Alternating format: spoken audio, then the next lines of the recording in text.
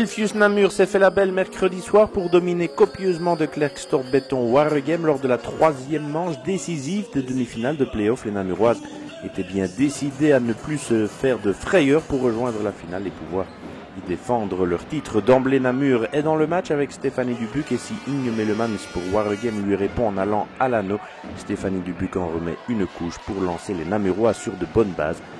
Imité par Maria Papova, l'intérieur bélarusse qui jouera elle aussi un très bon match mercredi.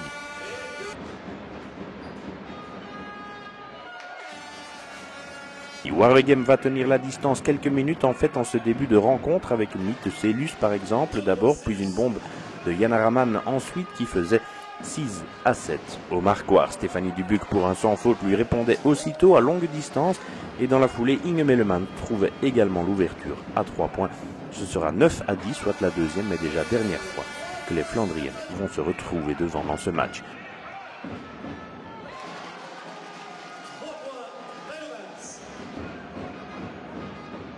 Il n'y en aura en effet plus que pour Namur ensuite dans cette belle à sens unique. Maria Papova avait été suivie par Djenebu Sissoko.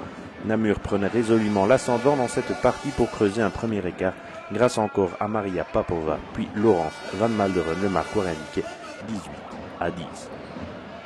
Mythe-Célus tentait bien de réagir pour Waregem, mais l'on sentait déjà bien que Namur avait le contrôle de la partie. Cathy Wambe accélérait encore un peu pour porter l'écart à 10 unités, 22-12 après 7 minutes de jeu. Djenebu Sissoko inscrira 24 points mercredi soir et gardait Namur bien devant, même si Maja Vukurovic et Yana Raman allaient garder un mince espoir pour Waregem au vu du score à la 10e. 27-16, les Flandriennes ne faisaient déjà plus que limiter les dégâts.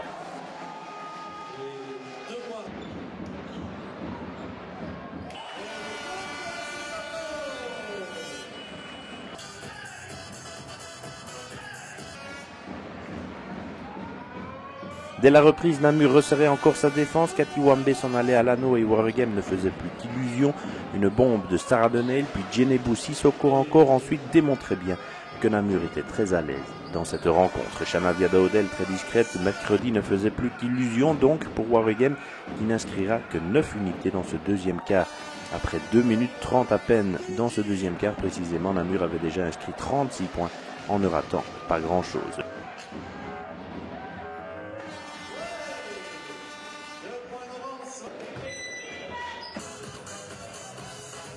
Victime d'une entorse samedi, Nelle Deyart était tout de même lancé dans le match, ce qui n'était pas vraiment bon signe pour Waregem, déjà distancé. Maria Papova repartait en contre et la fin de la première mi-temps était marquée par de nombreux lancers convertis pour Namur qui filait déjà sur un tonitruant 48-25 à la pause. La cause était entendue. Il aurait fallu en effet un fameux sursaut pour voir le cours de la partie s'inverser, mais Namur, toujours bien dans son match et autoritaire, allait laisser le couvercle sur la marmite. Comme en début de match, Stéphanie Dubuc donnait le ton à la reprise dans la foulée. Laurence Van Malderen assommait définitivement les Flandriennes. Le ressort était cassé du côté de Waregem et Namur continuera d'imposer sa mainmise sur le match. L'écart atteindra puis dépassera même les 30 points. Namur pouvait ainsi se laisser glisser vers une fin de match tranquille pour un succès au final de 93-64 et décrocher son billet pour la finale au terme d'une victoire propre, nette et sans bavure. Oui, on a mis les points sur les i dès le départ. On savait qu'on ne devait pas les laisser y croire parce que sinon on serait en problème. Donc on a essayé de mettre l'intensité depuis le début du match. Et on a pris l'écart assez rapidement et alors on joue plus relax quoi. Vous montez à 20 points, 30 points. À ce moment-là, vous pensez déjà à la finale, à préparer la finale? Non, pas tout à fait. On se dit qu'à tout moment, Waregem, c'est une équipe qui lâche rien, qu'elle pourrait revenir en un instant. Au basket, ça va très très vite en fait. L'écart de points de revenir, donc on n'a pas lâché quoi. On n'y a pas pensé, on y pense maintenant en fait. Vous êtes en finale face à Brenne, vous défendez votre titre, comment vous voyez cette rencontre? Là on n'en a pas encore vraiment parlé, on s'est vraiment concentré sur Waregem. Oui c'est clair que l'année passée on a gagné le doublé, on a déjà la coupe un petit peu en travers de la gorge, donc c'est clair qu'on va tout donner. Maintenant je pense que la pression est plus sur leurs épaules, nous on joue sans Julie, on joue assise avec les jeunes. Je pense que nous on doit juste jouer notre jeu et donner le meilleur et avoir aucun regret.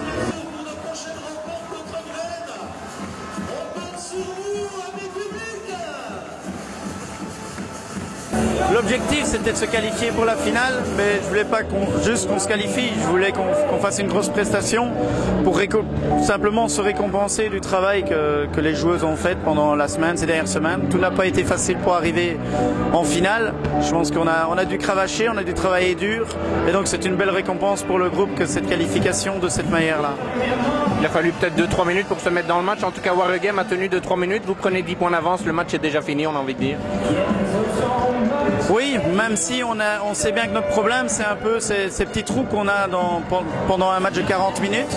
Et il fallait vraiment travailler sur cette consistance. Et le point positif, c'est vraiment ce deuxième quart-temps où on limite Waregem à 9 points. On est un peu moins bien offensivement, mais finalement, on tue le suspense dans le match grâce à notre défense. Et ça, c'est le plus important, c'est l'état d'esprit qu'on doit retenir parce que c'est une preuve de caractère. Vous menez presque de 30 points. On vous voit piquer un petit peu une colère en deuxième mi-temps. C'est la preuve aussi qu'il faut rester bien concentré, préparer la suite, la finale. Oui, parce que je pense qu'on n'a pas le droit de se relâcher et surtout je ne voulais pas qu'on gâche le bon début de match qu'on avait fait. J'aurais trouvé ça triste que Waregem revienne dans le match et c'est pour ça que j'ai voulu garder le groupe en alerte. Et puis de toute façon, on ne peut pas tolérer la moindre diminution de régime. L'écart vous a permis aussi de faire tourner tout votre effectif, ça c'était aussi important pour la suite. Oui, exactement, mais je pense que on a un groupe complémentaire, limité, on le sait, et les rotations, ça leur permet d'être plus efficaces sur le terrain. Donc, outre la gestion des fautes, c'est surtout la gestion de la fraîcheur physique qui est importante. Et aujourd'hui, on a une grosse prestation collective, et je pense que c'est une des explications. Waregem n'était pas dans le match 5 minutes, oui, et après le match et la saison étaient finis. Surtout au niveau de décision, la réussite n'était pas là parce qu'on a vraiment eu une mauvaise lecture et pas de patience offensivement. Donc la différence c'est 30% et Namur plus de 50%. Ça c'est la grande différence. Il a manqué un peu de caractère aussi à votre équipe. Oui, au début le caractère, l'énergie était là. Mais après 10 minutes, surtout après leur jeu à l'intérieur et leur réussite de distance qui était vraiment superbe, Waregem n'était plus là pour réagir. Ouais, c'est dur d'encaisser une défaite comme ça, mais je crois que on a perdu contre nous-mêmes aujourd'hui, je pense. Et, dès la première minute, on sentait qu'on n'avait pas assez de pêche, pas assez d'agressivité, de volonté pour se battre pour les petites choses et les détails dans un match comme ça, ça fait la différence. Donc, par contre, Namur était en bonne réussite pendant tout le match, je dois dire, et surtout au début, on leur a laissé trop facile pénétrer et marquer à l'intérieur.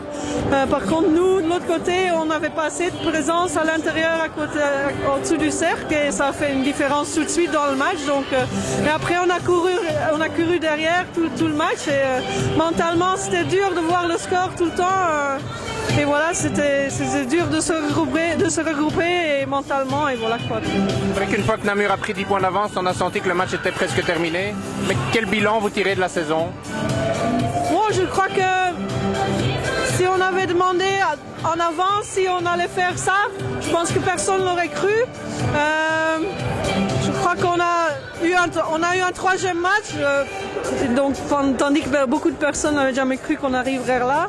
Donc je pense quand même, avec l'effectif qu'on a fait le mieux qu'on a pu faire. Je crois que aussi l'adversaire qui peut le plus concurrer avec Bren dans ce championnat, c'est Namur. Donc on va voir. Ça sera sans Moïta, donc vraiment dommage pour elle. Mais bon, je crois que c'est une finale à jouer et on va voir. De votre côté, vous avez quand même joué. C'était votre dernier match. Ouais, j'avais fait une entorse samedi passé, donc c'était pas à 100% non plus. Bon, ça fait un peu mal de finir comme ça. Mais bon, c'est pas ce match-là qui fait la totale, et c'est ça que j'essaie de mettre dans la tête. Et voilà, j'ai toujours aimé jouer ici aussi, donc voilà quoi. Bon. Mais c'est bon maintenant, je laisse la place aux autres et aux jeunes, et je viendrai encore voir et tout ça, mais sur le côté quoi.